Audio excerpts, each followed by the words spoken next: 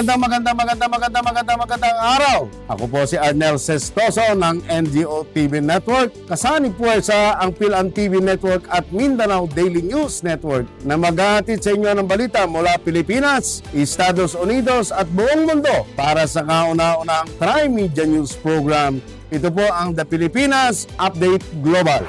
Administrasyong Trump iniimbestiga ng California Education Department kaugnay ng batas sa gender identity ng mga estudyante. Inilunsad ng US Department of Education ang isang investigasyon laban sa California Department of Education CDE dahil sa umano'y paglabag sa Family Educational Rights and Privacy Act or PERPA.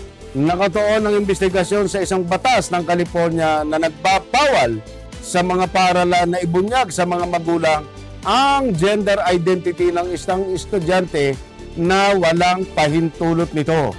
Ayon kay Education Secretary Linda McMahon, layunin ng investigasyon na protektahan ang karapatan ng mga magulang, lalo na sa pagdating ng usapin ng pagkakakilanlan sa kasarian at kalusugan pangkaisipan ng mga menor de edad. Ipinahayag niya ang hindi pagsasabi ng ganitong impormasyon sa mga magulang ay immoral at posibleng labag sa batas federal. Bilang tugon, sinabi ng tanggapan ni California Governor Gavin Newsom na nananatiling may ganap na akses ang mga magulang sa mga record pang edukasyon ng kanilang mga anak, alinsunod sa batas federal. Ayon sa isang tagapagsalita, ang masusing pagbabasa ng batas ng Estado ay magpapaliwanag na ito ay alinsunod sa mga regulasyon ng pamahalaan.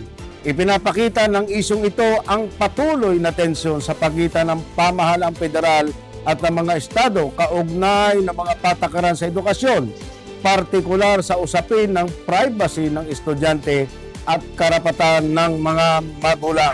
ICC, pinagbawalan si VP Sara Duterte sa pagdadala ng personal na bagay kay dating Pangulong Rodrigo Duterte. Pinagbawalan ng International Criminal Court si pangalawang Pangulong Sara Duterte na magdala ng 4 na maleta at isang balikbayan box sa pasilidad ng detention ng kanyang ama, dating Pangulong Rodrigo Duterte, noong Huwebes, Marso 27, 2025. Hindi siniwalat ang laman ng mga dala ni VP Sara Duterte at wala pang opisyal na pahayag ang ICC hinggil sa dahilan ng pagbabawal. Ang insidenteng ito ay umani ng pansin mula sa mga taga-suporta ni Duterte na patuloy na nananawagan para sa kanyang paglaya. Opisyal na nagsimula ang lokal na kampanya. COMELEC nagbabala sa mga kandidato kaugnay ng pamamahagi ng ayuda. Opisyal nang inulunsad ngayong araw ng Commission on Elections ang kampanya para sa mga lokal na kandidato sa nalalapit na halalan sa Mayo 12. Naglabas ng paalala ang COMELEC sa mga kandidato, gayon din sa kanilang pamilya at mga kinatawan, na iwasan ang pagdalo o pakikilahok sa mga aktibidad ng pamamahagi ng tulong mula sa pamahalaan. Ayon sa COMELEC, ang ganitong presensya ay maaaring maikonsiderang bahagi ng pangangampanya na ipinagbabawal sa ilalim ng umiiral na alituntunin sa halalan. Tiniyak ng komisyon na mahigpit nilang i-monitor ang pagsunod sa mga regulasyon habang tumatagal ang panahon ng kampanya. Mayor Vico Soto, sinimulan ang kampanya para sa ikatlong termino sa Pasig City Mega Market. Sinimulan ni Pasig City Mayor Vico Soto ang kanyang kampanya para sa ikatlo at huling sunod na termino noong Biyernes, Marso 28 sa Pasig City Mega Market. Dumalo sa nasabing pagtitipon ang kanyang mga magulang na sina Vic Soto at Connie Reyes, mga kilalang personalidad sa telebisyon, upang ipakita ang kanilang suporta sa kanyang muling pagtakbo. Si Mayor Soto ay kilala sa kanyang dedikasyon sa transparency at serbisyo publiko. Mula nang mahalal noong 2019, naging instrumento siya sa pagpapatupad ng iba't ibang reforma sa Pasig City. Kabilang ang mga akbang laban sa korupsyon, pagpapabuti ng mga serbisyong pangkalusugan at pagpapalakas ng mga programa sa edukasyon. Ang paglulunsad ng kampanya ay dinaluhan ng maraming taga-suporta na nagpapakita ng patuloy na tiwala ng komunidad sa kanyang pamumuno. habang umuusad ang lokal na panahon ng kampanya. Inaasahang itatampok ni Mayor Soto ang mga nagawa ng kanyang administrasyon at ilalahad ang mga plano para sa karagdagang pag-unlad ng Pasig City.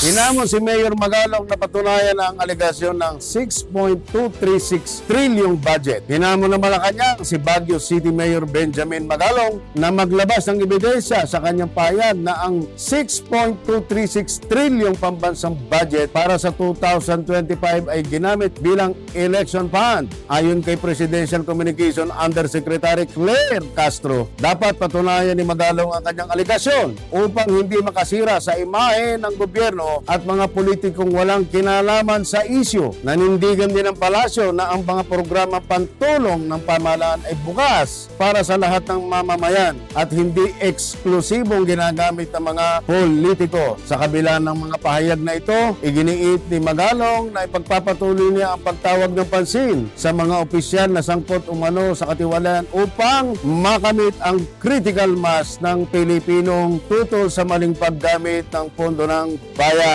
ICC arrest kay Duterte. Manila, Philippines, maituturing na smoking gun ang pagsisiwalat ni Interior and Local Government John Vic Remulla hinggil sa isang core group na umano'y nagplano ng pag-aresto kay dating Pangulong Rodrigo Duterte. Ito naman ang sinabi ni Senator Amy Marcos kasabay ng pangamba sa tinawag niyang planado at labag sa konstitusyon na hakbang ng ilang matataas na opisyal ng pamahalaan ang pag-aresto sa dating Pangulo ng bansa. Ibinunyag din ni Marcos na lumabas sa preliminary report ng Senate Committee on Foreign Relations na tinulungan ng gobyerno ng Pilipinas ang International Criminal Court sa pag-aresto kay Duterte kahit na wala itong legal na obligasyon para gawin ang nasabing hakbang at nagsimula na ang paghahanda bago pa man ang Marso 11. Na-mobilize na ang unit ng pulisyan noong Marso 10 pa lamang. Si National Security Advisor Eduardo Año ay minomonitor na ang kilos ni Duterte at may mga opisyal ng ehekutibo na nagsabing makikipagtulungan ang administrasyon sa ICC sakaling dumaan sa Interpol ang kahilingan para sa arrest. Ayon kay Marcos, iginiit ni Marcos na hindi kailangan ng Pilipinas na arestuhin si Duterte o i-turn over sa ICC dahil ang bansa ay nakatanggap lamang ng diffusion notice na hindi aniya beripikado at hindi naaprobahan ng International Police Organization o Interpol. Kahit sa ilalim ng mga tuntunin ng diffusion notice, walang obligasyon sa panig ng Pilipinas na i-turn over si dating Pangulong Rodrigo Roa Duterte sa ICC. Walang anumang kahilingan para sa extradition o kahilingan para sa pagsuko, saad ni Marcos. Sinabi rin ni Marcos na ang pag-aresto kay Duterte ay lumabad sa kanyang mga karapatan dahil walang korte sa Pilipinas na naglabas ng waran. Manila, Philippines, maaaring pumalo sa 50 degrees ang heat index o init factor sa katawan sa ilang bahagi ng bansa ngayong panahon ng tag-init. Sinabi ng Pag-asa na posible ring makaranas ng hanggang 41 degrees heat index sa susunod na 2 araw ang Metro Manila. Posibleng umabot sa 48 degrees hanggang 50 degrees sa ilang bahagi ng bansa, lalo na sa Abril o Mayo. Nitong Miyerkules ay diniklara na ng Pag-asa ang panahon ng tag-init nang kumawala na ang hanging amihan sa bansa. Dahil tag-init na at wala na ang amihan ay hindi na mararanasan ang easterlies o ang pag-ulan na dulot ng pagsasalubong ng mainit at malamig na hangin.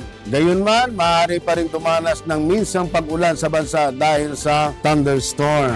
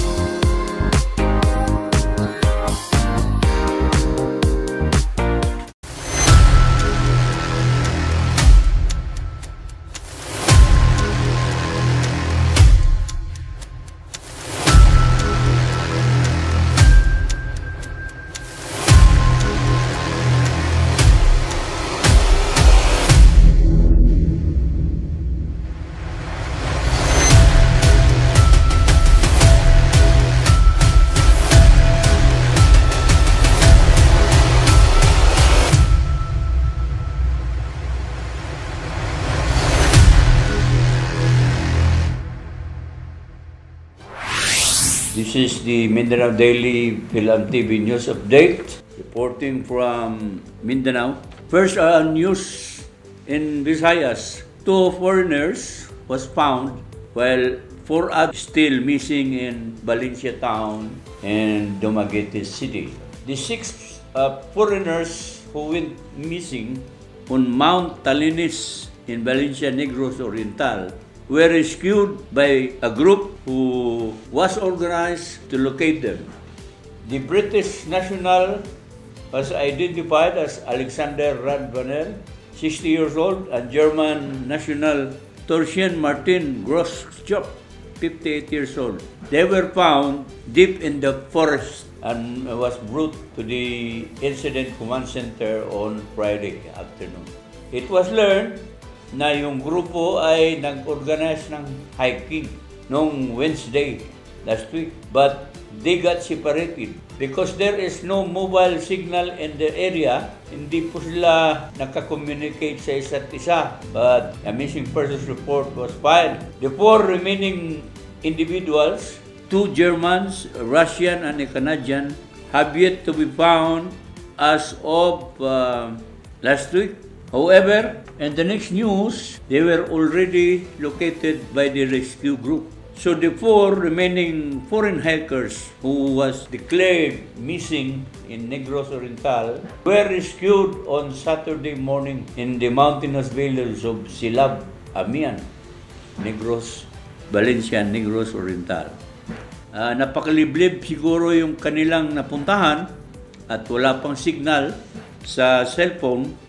Kaya nagkahiwalay sila, naghihirapan na silang magkita-kita para makabalik sa kanilang pinanggalingan, sabi ng mga sources doon. Yung 4 na hikers na nakita last Saturday were identified as German Wolfgang Eslenkier, 67 years old, Adwin Fink, 60 years old, Russian Anton Chernov, 38 years old, and a Canadian national identified as Terry. They were found after being separated from their group while hiking to Balinsasayao, Twin Lakes Natural Park on Wednesday. So it was learned that Radvanel and Grosschop were rescued a day earlier.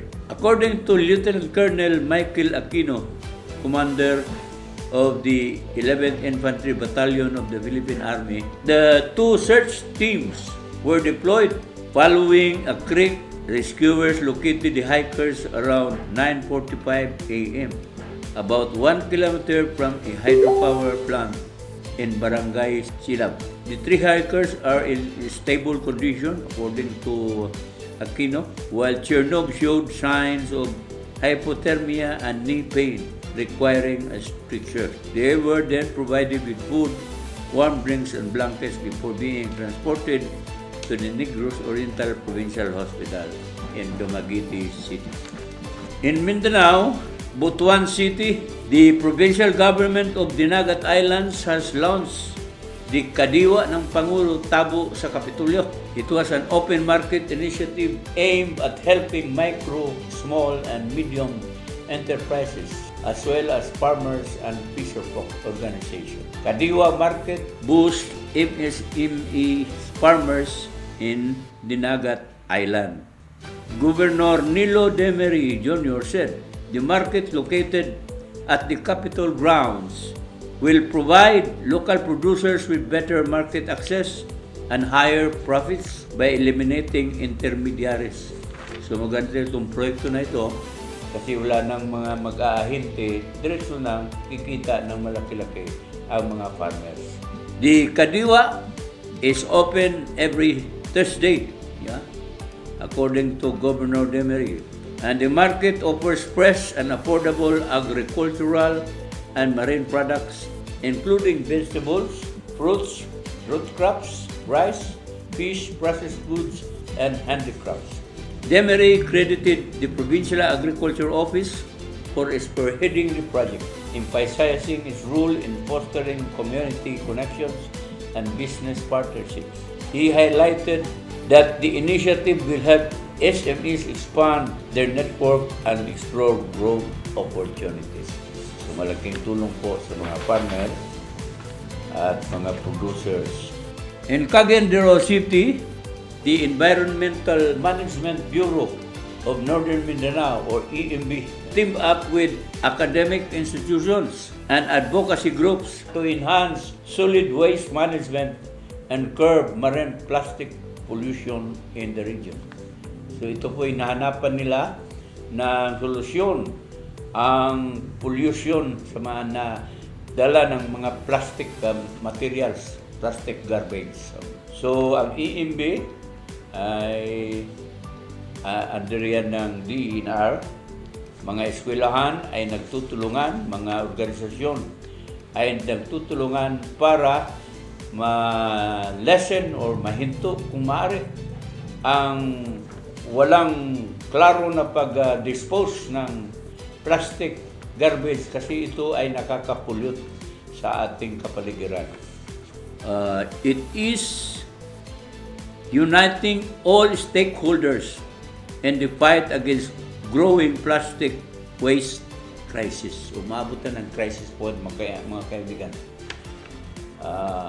Crisis has been reached already with this problem of plastic waste na hindi napigilan o hindi nahanapan ng solusyon.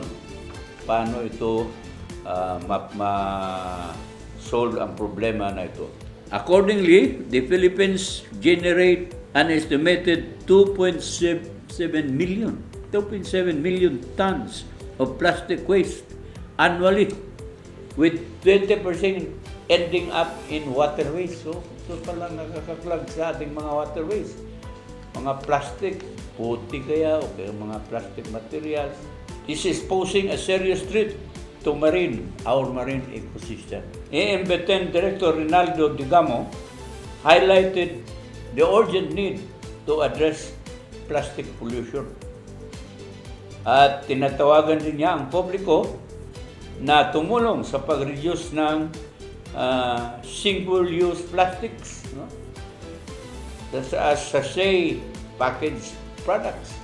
Itong mga sachet, yung mga ng Colgate, ng shampoo, mga sachet yan. Those are plastic products also. In Cagayan de Oro City alone, authorities said the city produces 15,203 tons of plastic waste annually, averaging 19.5 kilograms per person. Dami, no? Based on 2021 data. The partnership aims to implement sustainable waste management initiatives and encourage responsible consumer behavior to mitigate environmental damage. Dapat behavior ng ating mga konsumante, ng mga mamimili, dapat maturuan din sila na wag lang basta itapon-tapon kung saan ang kanilang mga buti ng tubig or iba pang mga plastic materials. Sana dalhin nila at sa isang merong basurahan na hindi kakalat ito sa kalsada o di kaya sa ibang lugar na maaring kung bumaha ay makakaklag ng ating tubig, ng ating ilog, kaya tayo'y binabaha. Ito po ang sabi ni EMB Director ng Northern Mindanao. So, tinatawagan niya ang lahat upang tumulong sa problemang ito. At ito ay malaking tulong din po para sa ating health, kalusugan ng mamamayan. Pag walang pollution, wala din gaanong sakit na darating. Kaya ito po, nagtatapos tayo sa ating Mindanao Daily News Update. And Philam TV, ito po ang inyong reporter po, Alan Mediante from Cagayan de Oro City. At diyan po nagtatapos ang aming mga balita mula sa Pilipinas, Estados Unidos at buong mundo para sa Pilipinas Update Global. Sa ngalan ng aming Tri-Media News partner Philam TV and News Anchor Ed Abalos, Mindanao Daily News Anchor Alan Mediante, Ako po si Arnel Sestoso ng NGO TV Network na nagsasabing ang buhay ay hiram lang, kaya atin itong pangalagaan. To God be the glory. Let us find out our destiny and strengthen our spirituality. Mabuhay po kayo!